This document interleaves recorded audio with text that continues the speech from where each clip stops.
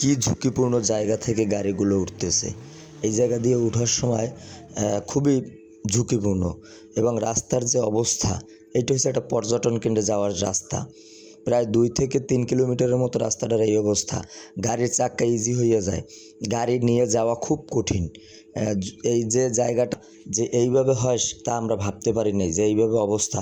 ওই দেখেন সামনের গাড়িটা কিন্তু একেবারে আউট হয়ে গেছে, যদি আরেকটু হয়তো বিপদ ঘটে যেত।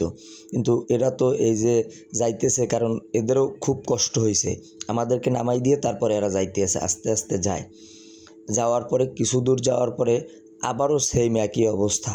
রাস্তার অবস্থা এত খারাপ যা বলার বাহিরে। আপনারা কেউ এই পর্যটন কেন্দ্রে গেলে, নিদ্রার চরে গেলে আপনারা কেউ গাড়ি নিয়ে যাবেন না, গাড়ি রাইখা তারপরে যাবেন, আবার দালালের হাতে পড়বেন না। এবং এই যে দেখেন জায়গাটা কত ঝুঁকিপূর্ণ জায়গা, এই জায়গা দিয়ে নামার সময় যদি একটু এদিক ওদিক হয় তাহলে খুবই সমস্যা। এবং ওই দিকের মানুষ কিভাবে ব্যবসা করে, এই যে এই লোকটা দেখেন মোটরসাইকেলের সাথে অনেক কিছু বেঁধে তারপরে ব্যবসার জন্য